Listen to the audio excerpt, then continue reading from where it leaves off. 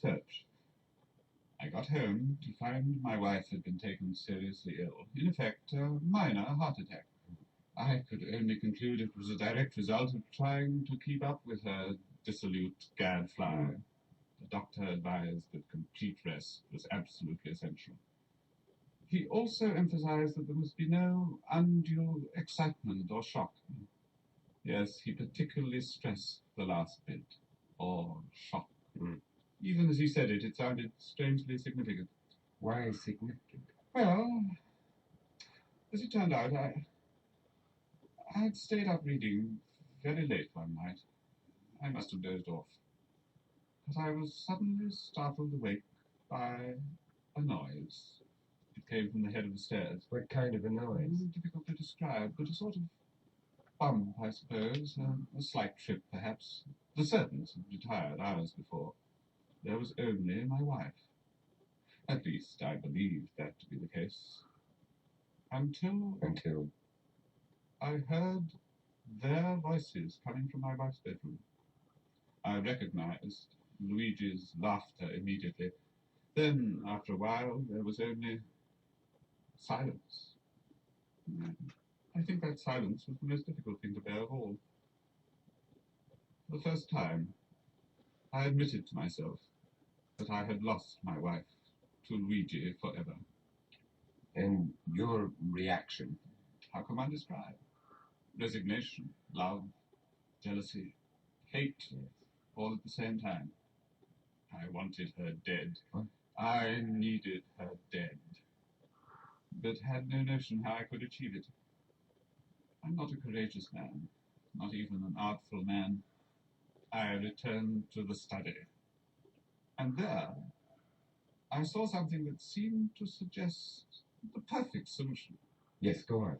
Shortly before her illness, I'd drawn my wife's attention to a book dealing with the medieval history of the house. Yes. Well, needless to say, she discarded it halfway through, but there was one particular section that not only claimed her interest, but held it in a state of shocked disbelief I'd never witnessed before.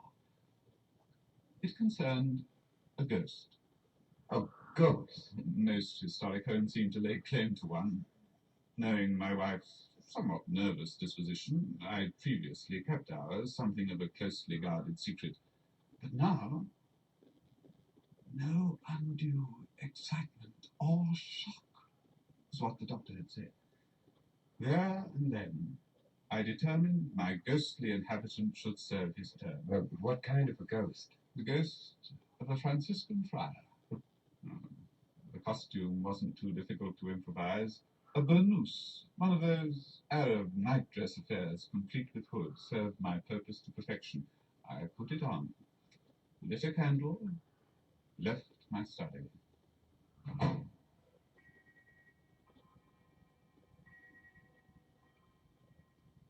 I crossed the hall. The stairs creaked as I began to climb. I didn't mind. It only added to the theatricality of the scene I was about to enact. I could already imagine slowly opening the door of my wife's bedroom, hear her call out, "Who's there?" See the expression on her face as she watched in terror the spectre of the Franciscan friar loom towards her. Perhaps one brief, terrified scream. And then I just reached the top of the stairs, was about to cross the landing, when I saw it, the actual spectre, there, confronting me, the face shrouded in its hood, the candle flickering in its hand, the eyes, deeply socketed, stared accusingly into mine. For a long moment, there was only disbelief at what I saw. And then, panic. I tried to move, but couldn't.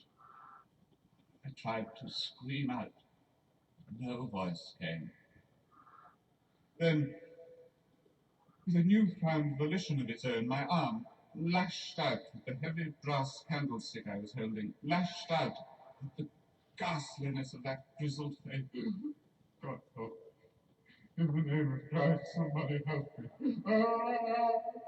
For God's sake, man. Oh, my God, Charles. Charles, What the devil do you mean by slinking off like that? I'm sorry.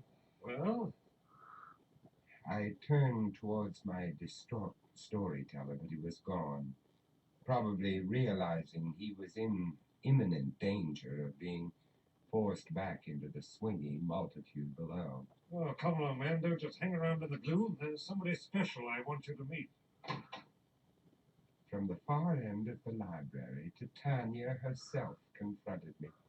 She sat there enthroned in one of Charles's splendid high-backed chairs. Captain of our fairy band, mortals, darlings, close at hand. As she misquoted from the bard, Titania made very short work of a very large brandy. In view of my so recent conversation with her husband, I must have looked somewhat taken aback. She was not slow to notice the fact. Something worrying you, darling. Well, Charles, dear, Titania's running low on nectar.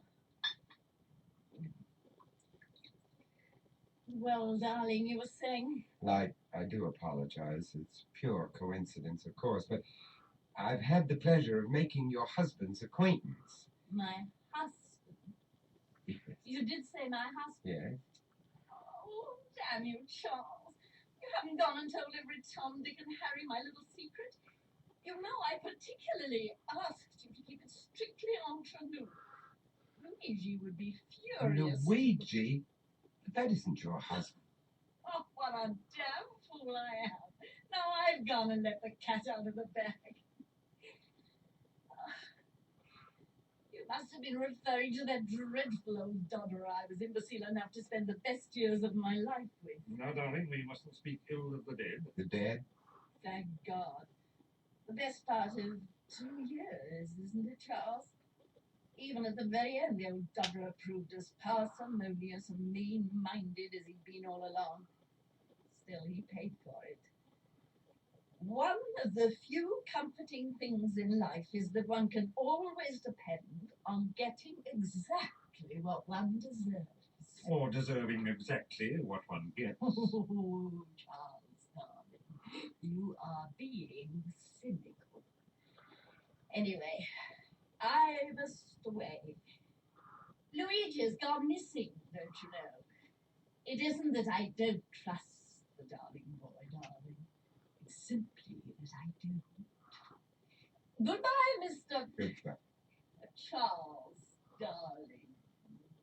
Oh, it's been bliss that Titania, darlings, must away to live and fight another day. What the hell was all that about? Charles, tell me about him, her late husband.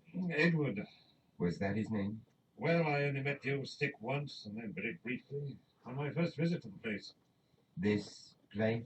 Well, of course, this was his house. He died here. Where? Where exactly did he die? You know, you look really peaky. Answer the question, for God's sake. Please, Charles. Well, as a matter of fact, at the head of the The stairs. stairs leading to the minstrel's gallery? Yes. And the circumstances? Oh, bit unusual, really. It was Helen who found him. Apparently the old fool was on his way to bed, all got up in this ridiculous dressing gown thing of his, when he spots this mirror. The mirror? At the head of the stairs? It was Luigi's mirror, wasn't it? Oh, has darling boy been telling you all about that? Wasn't it? Yes, a gift to Helen. The old boy raised such a stink about it, she locked it away at the back of a cupboard. Anyway, one night, after a somewhat torrid meeting with her darling boy, Luigi raises Cain and insists on hanging it out in the open. Directly at the top of the stairs, so that anyone coming up them would be bound to see his own reflection, wouldn't he? Which is exactly what happened. Edward spots it, loses his temper, and smashes the thing to smithereens. It was that caused the heart attack, of course. Not to mention his hand. What about his hand? Well, severed. Quite severed. Extraordinary violence that can be generated through a fit of jealousy, isn't it? I wish you'd have another brandy. Will you tell me what he looked like, Charles? Oh, it would. Well, do even better. Charles handed me a snapshot. It was faded, but I spotted him immediately. One face among many, but I'd have recognized it anywhere. Not because of any particular feature, but because there, staring out at me, were the same pale, watery eyes, opaque behind the glint of his old-fashioned pince-nez. I handed the photograph back. Well, thanks. Might as well get rid of it. Oh. Not much point dwelling on the dead, is there? No, not much. Charles invited me to stay the night. I automatically refused. Some weeks later, he suggested we meet up again before